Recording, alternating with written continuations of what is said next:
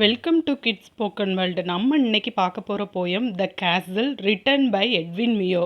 இவங்களோட period 1887 to 1959. இவங்க ஒரு Scottish poet, novelist, translator and critic. இந்த போயம் எதை பற்றி இருக்கும்னா கேசலை பற்றி தான் இருக்கும். அதாவது கேசல்னால் நம்ம எல்லாருக்குமே தெரியும், கோட்டை, அதாவது கிங்கெல்லாம் வாழ்வாங்கள்ல, அந்த கோட்டையை பற்றின ஒரு போயம் தான் இது. இந்த போயத்தை நரேட் பண்ணுறது ஒரு சோல்ஜர். அதாவது ஒரு சோல்ஜர் இந்த போயத்தை சொல்கிற மாதிரி இருக்கும். அந்த கேசலில் உள்ள சோல்ஜர்ஸ் எல்லாருமே என்ன நினைப்பாங்கன்னா, அவங்களோட கேசல் ரொம்பவே ஸ்ட்ராங்கான கேசல், எந்த எனிமிஸும் அவங்கள டிஃபீட் பண்ண உள்ளே வர முடியாது. ஏன்னா அங்கே நிறைய கார்டியன்ஸ் இருக்காங்க, நிறைய சோல்ஜர்ஸ் பாதுகாப்புக்காக இருக்காங்க. அது மட்டும் இல்லை, அவங்கக்கிட்ட நிறைய வெப்பன்ஸ் இருக்குது. அவங்க கேசலோட கேட் எல்லாமே ரொம்ப ஸ்ட்ராங்காக இருக்கிறதுனால எந்த எனிமிஸும் அவங்கள டிஃபீட் பண்ண வர முடியாதுன்னு நினச்சி ரொம்ப ஓவர் கான்ஃபிடென்ட்டாக அங்கே உள்ள சோல்ஜர்ஸ்லாம் ரொம்ப ரெஸ்ட் எடுத்துகிட்டு இருக்காங்க.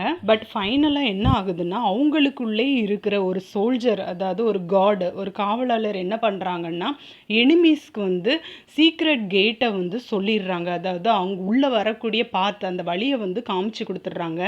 எதுக்காக அப்படி பீட்ரை பண்ணுறாங்க, அதாவது எதுக்காக காட்டி கொடுக்குறாங்கன்னா, கோல்டுக்காக காட்டி கொடுத்துட்றாங்க one of the gods. So அந்த எனிமீஸும் உள்ள கேசலுக்குள்ளே என்டர் ஆகிடுறாங்க. என்டர் ஆகி அங்கே உள்ள சோல்ஜர்ஸை டிஃபீட் பண்ணுறாங்க.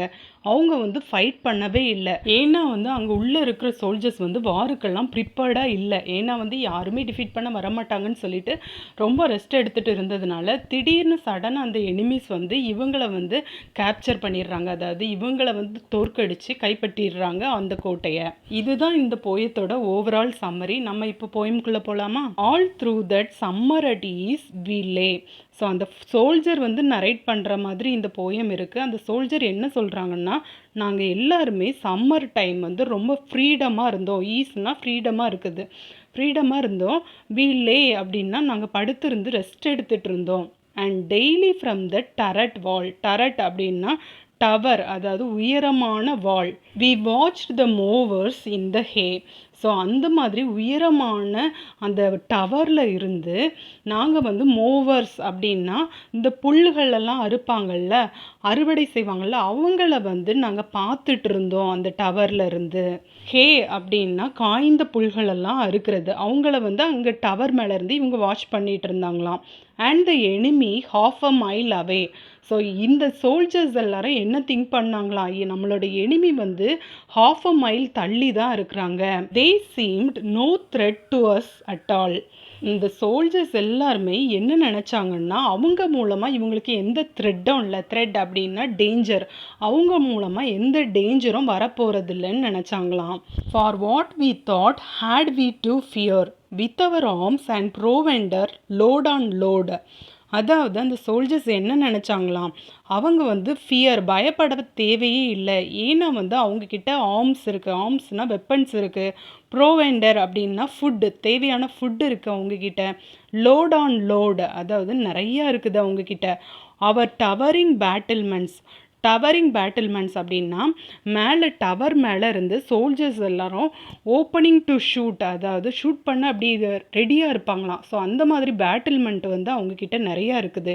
டயர் ஆன் டயர்னால் one above the other. So ஒருத்தர் மேலே ஒருத்தர் அங்கே சோல்ஜர்ஸ் அந்த டவர் மேலே நின்றுட்டு இருக்கிறாங்க.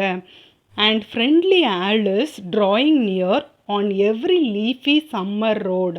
ஸோ அங்கே அது மட்டும் இல்லாமல் அங்கே ஃப்ரெண்ட்லி ஆலிஸும் இருக்காங்களாம். அதாவது பக்கத்தில் உள்ள, அதாவது நட்புறவு நாடுகள்னு சொல்லுவாங்கள்ல, அந்த மாதிரி அவங்க எல்லாரும் ரெடியாக இருக்கிறாங்க இவங்களுக்கு ஹெல்ப் பண்ணுறதுக்காக.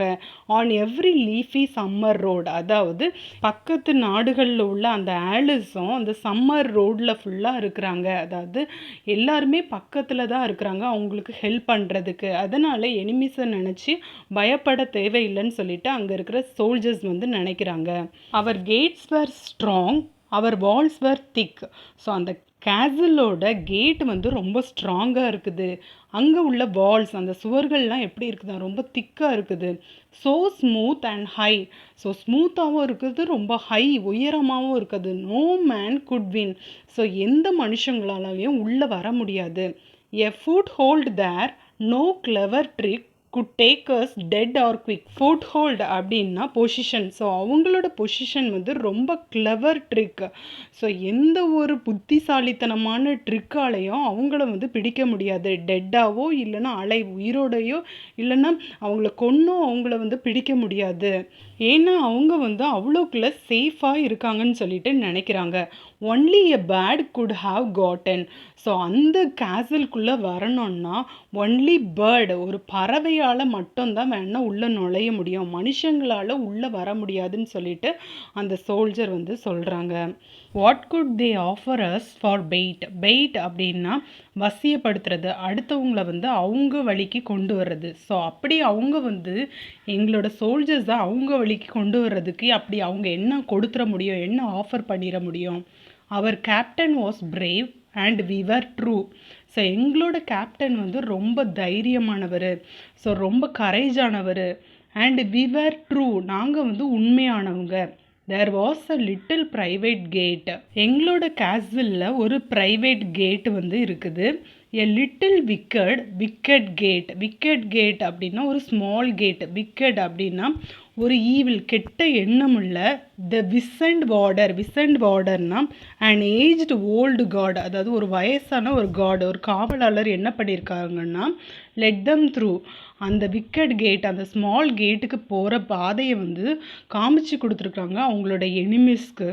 ஸோ அது மூலமாக அவங்க வந்து உள்ளே வந்துடுறாங்களாம். Oh then our maze of tunneled stone grew thin and treacherous as air. Maze அப்படின்னா பாத்து, அந்த பாதை. டனல்டு ஸ்டோன்னா அந்த சுரங்க பாதையை வந்து அந்த ஓல்டு காட், அதாவது விசன்ட் வார்டர்ன்னு பார்த்தோம்ல, அவங்க வந்து காட்டி கொடுத்துட்றாங்க அவங்களோட எனிமிஸ்க்கு. Grew thin and treacherous as air. So அதனால் அந்த பாதை வந்து ஒரு டிஸ்லாயல் ஆயிடுது, அதாவது ஒரு நம்பத்தகாத ஒரு பாதையாக வந்து ஆகிருது. The cause was last without a grown. Grown அப்படின்னா லேமெண்ட், அதாவது எந்த ஒரு புலம்பலும் இல்லை, எந்த ஒரு க்ரை அப்படின்னா எந்த ஒரு அழுக சத்தமும் இல்லாமல் அவங்க வந்து தோற்று போயிடுறாங்க. த ஃபேமஸ் சிட்டாட்டல் ஓவர் த்ரூ அப்படின்னா அவங்க வந்து டிஃபீட் பண்ணிடுறாங்க. அந்த எனிமஸ் வந்து சிட்டாட்டல் அப்படின்னா ரொம்ப ஸ்ட்ராங்கான ஒரு ஃபோர்ட்டு, அதாவது ஒரு ஸ்ட்ராங்கான ஒரு கேசலையே டிஃபீட் பண்ணிடுறாங்க அந்த soldiers. And all it's secrets calories பேர். ஸோ அங்கே உள்ள எல்லா ரகசிய பெட்டகங்களும் வெளியே வந்துடுது. பேர் அப்படின்னா ஒன்றும் இல்லாமல் ஆகிடுது, அதாவது எல்லாமே எனிமஸ் கிட்ட போயிடுது. How can I tell this shameful tale be told. So நான் வந்து இந்த ஷேம்ஃபுல், ரொம்ப வெட்கக்கேடான இந்த ஒரு கதையை நான் எல்லார்கிட்டையும் எப்படி சொல்லுவேன். I will maintain until my death. So வந்து என்னோட இறப்பு வரைக்கும் நான் இந்த கதையை வந்து எனக்குள்ளே வச்சுப்பேன். We could do nothing being sold. எங்களால் ஒன்றுமே பண்ண முடியல. பி சோல்டுனா நாங்கள் வந்து ஒரு விற்கப்பட்டுட்டோம். எதுக்காக விற்கப்பட்டோம்? அந்த காடு இருக்காங்கல்ல, அதாவது ஓல்டு காட், அவங்க வந்து கோல்டுக்காக இந்த எனிமீஸ்க்கு வந்து இந்த வழியை காட்டி கொடுத்துட்றாங்க.